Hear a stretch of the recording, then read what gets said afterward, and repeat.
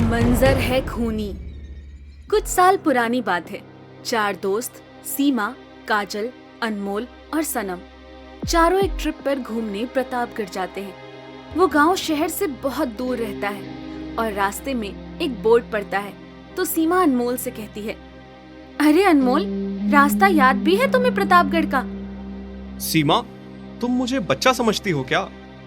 अरे नहीं, पर एक बार बोर्ड तो पढ़ लेता कि रास्ता है किस तरफ। तुझे पता है ना कि यहाँ एक और गांव है, भानगढ़। यार, इसे कोई शांत कराओ। काजल, ये सब हॉन्टेड वॉन्टेड मुझसे नहीं होता। तुझे भानगढ़ के बारे में नहीं पता तो कोई बात नहीं, पर अगर तू उस तरफ चला गया ना तो तू जिंदा तो वापस नहीं आएगा और मुझे अपनी जिंदगी जीनी है, ठीक है? अरे सीमा, बस कर यार, नहीं जा रहे हम उस तरफ। सबको पता है कि भानगढ़ जाने के बाद क्या होता है, और वैसे भी क्या पता ये अफवाह हो। सनम सबकी बातें सुन रहा होता है पर कुछ समझ नहीं पाता है क्योंकि वो दूसरे शहर का होता है, इसलिए उसे भानगढ़ के बारे में कुछ पता नहीं होता। तो वो सीमा से पूछता है, सीमा, भानगढ़ में ऐसा क्या है? मैं सबसे सुनता हूँ, क्या तुम मुझे बताओगी? सुना है आज तक जो भी वहाँ गया है कभी वापस ही नहीं लौटा। अगर वापस नहीं लौटा तो ये बातें सुनी कहाँ से, और आखिर किसने बताई ये बातें? देखो सनम, मुझे नहीं पता, पर हमारे कॉलेज में जो काका थे वो भी प्रतापगढ़ के रहने वाले थे, और एक दिन अंधेरा होने के बाद जब वो अपने घर जा रहे थे तो उन्होंने बोर्ड पर ध्यान नहीं दिया और वो भानगढ़ की तरफ चले गए। फिर क्या हुआ सीमा? वो जैसे ही भानगढ़ में घुसे, अचानक से उन्हें एक आहट महसूस हुई। उन्हें पायल की आवाज सुनाई दी, छन छन। वो जल्दी जल्दी गांव से बाहर भागने की कोशिश करने लगे, पर अचानक से एक हवा आई और उनका एक हाथ कट के जमीन पे गिर गया। वो बहुत चिल्लाए, बचाओ बचाओ, पर उन्हें कहीं से मदद नहीं मिली।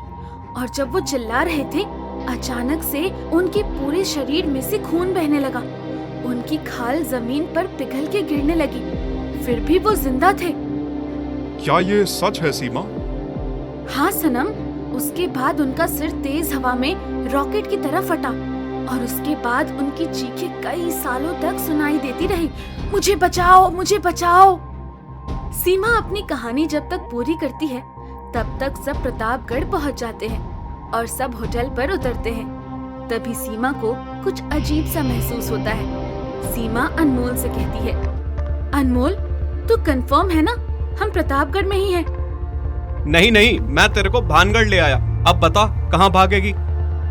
यार अनमोल, चुप कर, शुभ शुभ बोल यार। हे भगवान, सब सही हो। तुझे ना भानगढ़ छोड़ना था, गलती से यहाँ ले आया। चारों अपने रूम में चले जाते हैं। तभी अनमोल को रोने की आवाज आती है। अनमोल सोचता है कि कोई मजाक कर रहा है। अनमोल रूम से निकलकर पूछता है, कौन है वहाँ? कौन है? देखो, मजाक मत करो, मैं डरता नहीं हूँ।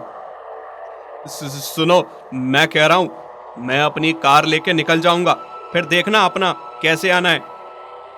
मैं जानता था कोई मजाक कर रहा है। अनमोल सुनो। अनमोल जैसे पीछे देखता है, वो किसी होटल में नहीं बल्कि शमशान में खड़ा होता है। आत्मा अनमोल को गले लगाकर उसके मांस को नोच नोच के खाने लगती है। अनमोल दर्द से चीखता है, चले जाओ सब यहाँ से, चले जाओ। आत्मा अनमोल की दोनों आंखों को निकाल लेती है और उन्हें चबाने लगती है। फिर अनमोल की अंतड़ियों को हाथ से खींचकर बाहर निकालती है और उन्हें टुकड़े टुकड़े करके खा जाती है। अनमोल की मौत हो जाती है और किसी को ये बात मालूम ही नहीं पड़ती कि अनमोल मर चुका है। अभी भी उस रूम में 4 दोस्त एक दूसरे से बातें कर रहे होते हैं और उनमें अनमोल भी होता है। अनमोल काजल से कहता है, काजल, चल ना, बाहर घूमने चलते हैं। देख, मौसम कितना मस्त हो रखा है। पागल है, तू जानता है ना, पास में ही भानगढ़ है और फिर अब शाम भी हो चली है। यार, तू सीमा जैसी बातें मत कर, चलना है तो बताओ। चल ठीक है, तू कहता है तो चलती हूँ। अनमोल काजल को अपने साथ बाहर ले जाता है और उसे कार में बिठा के कहता है कि मैं अभी आया। अनमोल एक चाकू लाता है और काजल से कहता है, तू कितनी भोली है ना, मेरे साथ कितनी आराम से आ गई। देख, डरा मत अनमोल। मैं क्यों डराऊंगा, तू खुद देख ले। काजल जैसे ही कार से उतरने जाती है, कार पर अनमोल की लाश गिरती है और काजल जोर से चिल्लाने लगती है, बचाओ। आत्मा काजल की उंगलियों को पकड़ती है और एक एक करके उसकी उंगलियों को उखाड़ने लगती है। काजल दर्द से चीखती है, कोई है? माँ, माँ। आत्मा उसकी बालों को एक झटके में सिर से नोच लेती है और सब खून खून हो जाता है। काजल और अनमोल को गए हुए काफी समय हो जाता है और सीमा को पहले से ही शक होता है वो प्रतापगढ़ नहीं पहुंचे हैं बल्कि भानगढ़ पहुंच गए हैं। सीमा सनम से कहती है, सनम चलो देखते हैं वो कहाँ रह गए। हाँ यार, काफी लेट हो गया है। सनम मुझे ऐसा लग रहा है ये लोग कार से गए हैं। चलो नीचे चल के देखते हैं। ठीक है सनम। सीमा के गले में एक ताबीज होती है जिसकी वजह से सीमा को बार बार ऐसा महसूस होता है जैसे वो कहीं गलत जगह है। सीमा उस आत्मा को देख लेती है। वो आत्मा काजल के मुंह में हाथ डाल के उसके जीभ को नोच लेती है और ये खूनी मंजर सीमा की आंखों के सामने हो रहा होता है। तभी सीमा सनम को आवाज लगाती है, सनम कहाँ हो, जल्दी आओ। आ रहा हूँ सीमा। ये लो लॉकेट, ये तुम पहने रहना और इसे उतारना नहीं। पर क्यों? क्योंकि हम प्रतापगढ़ नहीं भानगढ़ पहुंच गए। सीमा तुम्हें कैसे पता? पीछे देखो। सनम पीछे मुड़ता है और वहाँ अंधेरा और सुनसान रास्ता होता है। सनम सीमा की तरफ मुड़कर देखता है और सीमा उसे नजर ही नहीं आती। वो सीमा को आवाज लगाता है, सीमा, सीमा, कहाँ हो तुम सीमा? सीमा क्या तुम हो? चले जाओ सनम, जाओ यहाँ से। मैं तुम्हें लिए बगैर यहाँ से नहीं जाऊंगा। मैं कहती हूँ जाओ, अब मैं नहीं आ पाऊंगी। सनम सीमा को ढूंढता है। तभी उसको एक फटे हुए मांस और अंतड़ियां बाहर निकली हुई बिना आंखों की लाश दिखती है और वो अनमोल होता है। सनम डर जाता है और फिर सीमा को आवाज लगाता है, सीमा कहाँ हो यार, मैं नहीं जा सकता तुम्हारे बिना। सनम के ऊपर एक लाश गिरती है। सनम देखता है उस लाश के बाल नहीं होते और उसकी सारी उंगलियां भी कटी हुई होती है। सनम जैसे ही उस लाश को सीधा करता है वो बहुत तेज रोता है। वो लाश काजल की होती है। तभी सनम को आवाज आती है, मैं कहती हूँ भाग जाओ यहाँ से। कौन हो तुम? सनम के सामने सीमा खड़ी हो जाती है। सीमा, मुझे पता था तुम सही हो, अब चलो यहाँ से। मैं कहता हूँ छोड़ दे इसे।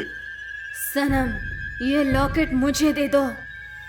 ठीक है सीमा, मैं अभी देता हूँ। सनम के लॉकेट उतारने से पहले सीमा आत्मा के वश से बाहर आती है। सीमा रोने लगती है और देखते ही देखते सीमा की आंखें बाहर निकलने लगती है और सीमा सनम से कहती है, मैं नहीं चाहती सनम तुम मरो, तुमको यहाँ से निकलना होगा। पर कैसे सीमा? बस तुम ये लॉकेट अपने गले से ना उतारना और इस लॉकेट पर हाथ रख के आंख बंद करके चलते चले जाना। तुम अपने आप बाहर निकल जाओगे और कोई भी आवाज दे तुम पलट के मत देखना। पर सीमा, तुमने मुझे ये लॉकेट दिया, मैं तुम्हारी वजह से बचा और तुम तो जीना भी चाहती थी। मैं तुम्हें छोड़ के कैसे जा सकता हूँ? भागो सनम भागो, वो तुम्हें भी मार देगी। तुम्हें यहाँ से निकलना ही होगा। सीमा की पूरी बॉडी फट जाती है और उसके शरीर के टुकड़े टुकड़े हो जाते हैं। ये सब सनम देखता है और भागता है। सीमा की सारी बातों को याद करते हुए वो भानगढ़ से बाहर निकल जाता है, पर सनम इस हादसे से थोड़ा पागल सा हो जाता है। अगर आप देखना चाहते हैं तो हमारे चैनल को लाइक, शेयर और सब्सक्राइब करें।